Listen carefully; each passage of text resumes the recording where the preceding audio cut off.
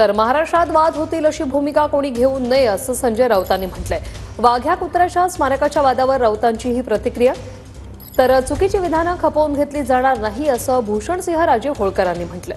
अहिल्यादेवींचे वंशज भूषणसिंहराजे होळकर यांचा इशारा।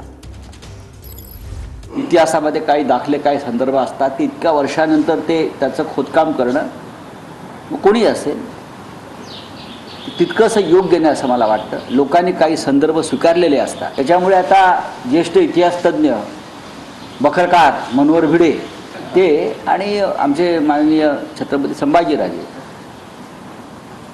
संभाजीराजांचा मुद्दा आहे, पण महाराष्ट्रामध्ये पुन्हा एकदा काहीतरी वाद होतील अशा प्रकारची भूमिका कोणत्याही शहाण्या नेत्यानं घेऊ नये या मताचे आम्ही आहोत।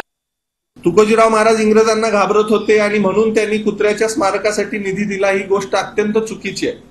ते जर इंग्रजांना घाबरत असते तर पुण्यातले जे शिवस्मारक आहे त्याला सुद्धा निधी दिला नसता। शिवाजी महाराजांचं चरित्र इंग्रजीत छापून ब्रिटनमध्ये फ्रान्समध्ये सगळीकडे पसरवलं नसतं। आणि होळकर हे कधीच इंग्रजांना घाबरलेले नाहीत। होळकर इंग्रजांच्या विरोधात शेवटपर्यंत लढले, हे सगळ्यांनी समजून घ्यावं।